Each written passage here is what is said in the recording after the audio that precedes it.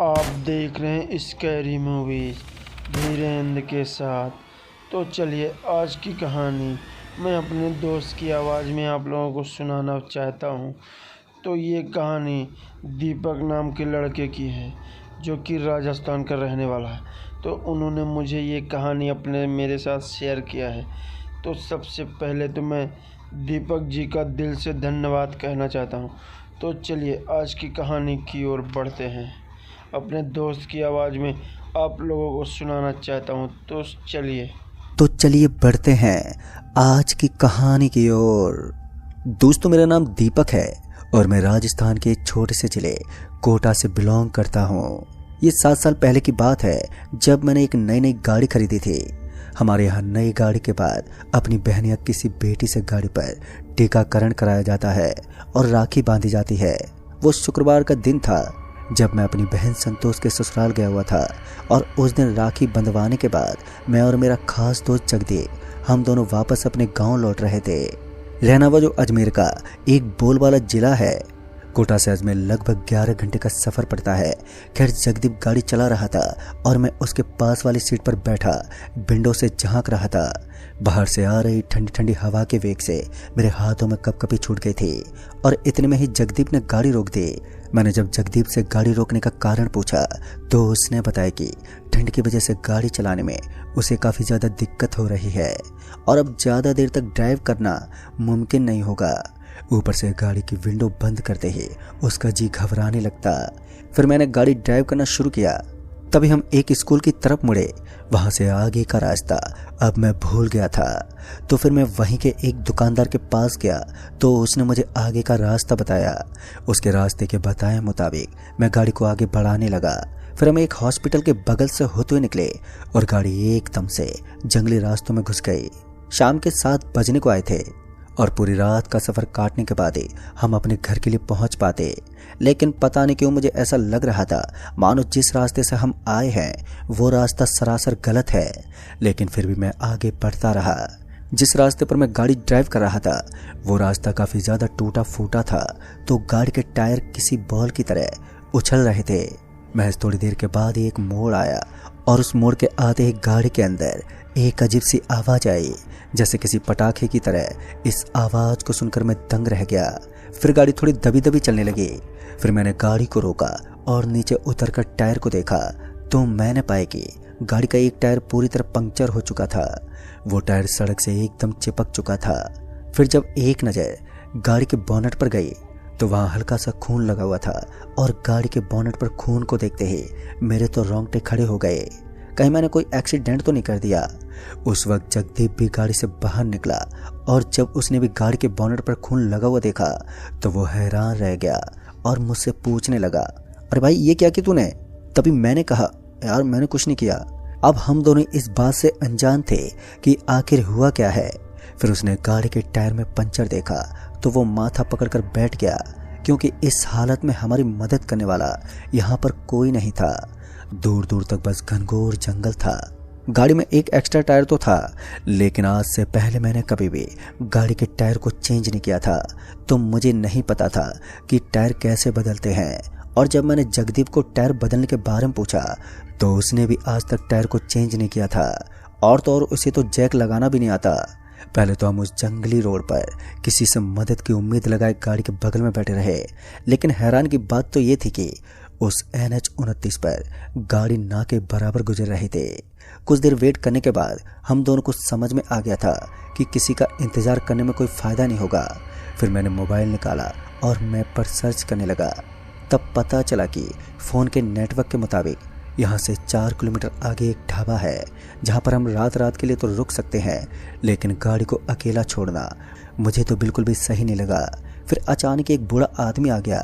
मुझे नहीं पता कि वो आदमी किस तरफ से आया, लेकिन उसके हाथों में एक लकड़ी थी और वो थोड़ा झुककर चल रहा था।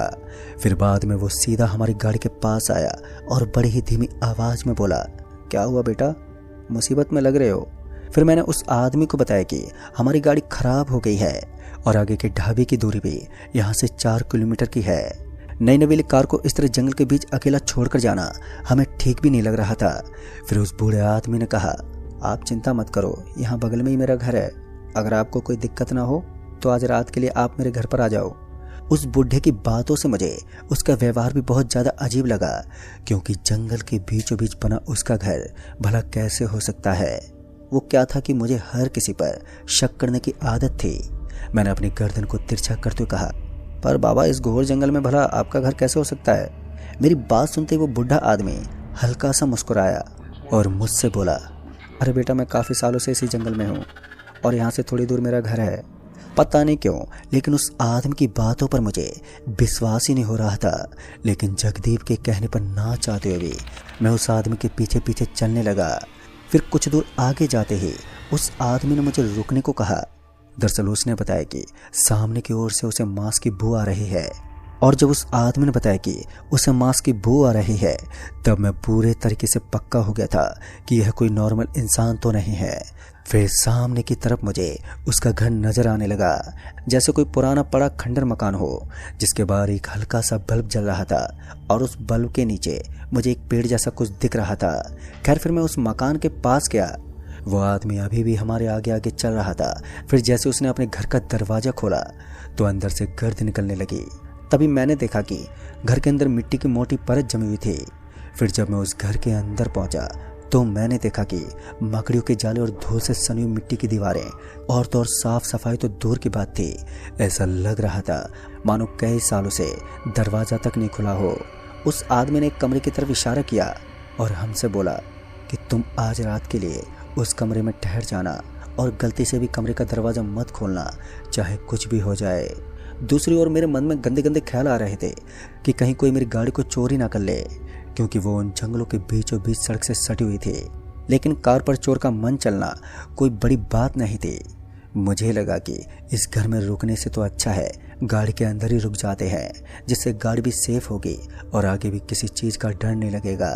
तभी मैं उस घर का दरवाज़ा खोलकर उस घर से बाहर निकलने की खातिर मैं वापस से मुड़ा ही था कि तभी मैंने देखा कि उस घर में 3 कुत्ते बैठे थे और मांस के टुकड़ों को चबा रहे थे। वो बुजुर्ग आदमी उनके बगल में ही बैठा था। मेरे पांव तले जमीन खिसक गई जब मेरी नज़र उस आदमी के पैरों पर पड़ी। दरअसल उस आदमी का पांव वो कुत्ते काट काट कर चबा रहे थे। वो नज़ारा मुझे इतना खौफनाक लगा कि मैं आंख बंद करके जोर से चिल्लाया और मेरी चीख की आवाज़ उस घर में पूरी तरह से गूंजने लगी। इतने में मेरे कंधे पर किसी ने हाथ रखा और जब मैंने सामने देखा तो वही बुढ़ा आदमी खड़ा था और उसके आजू बाजू में कोई नहीं था। घर का नज़ारा एकदम सामान्य था, मानो कुछ हुआ ही ना हो। और फिर वो हल्के से बोला, अरे बेटा, क्या हुआ? तुम चिल्ला क्यों रहे हो? जब मैंने उसे अपने करीब देखा तो मैं अपने आप ही कांप उठा। मैं 2 कदम पीछे हट गया और जगदीप को उठाने लगा, लेकिन फिर उस घर का पूरा नज़ारा बदलने लगा और उस बूढ़े आदमी का हुलिया भी एकदम से बदल गया। किसी मासूम की तरह नजर आने वाला वो बुढ़ा एक शैतान बन गया था। फिर अचानक उस घर की दीवारों में टूट फूट होने लगी और देखते ही देखते पूरे घर का हाल बेहाल हो गया। मैं और जगदीप अपनी जान बचाकर उस घर से बाहर निकल गए। अब मुझे भी सच में सड़े हुए मांस की बदबू आ रही थी और मैं और जगदीप उसी वक्त भागने लगे। और हम दोनों तब तक नहीं रुके जब तक कि सड़क के बीच नहीं पहुंच गए। हम दोनों जल्दी से सड़क पर चढ़े और गाड़ी के पास पहुंचे। और जब गाड़ी के पास गए तो हमने देखा कि हमारे चारों तरफ कुत्ते फैल गए थे और उन सभी ने हमें चारों ओर से घेर लिया।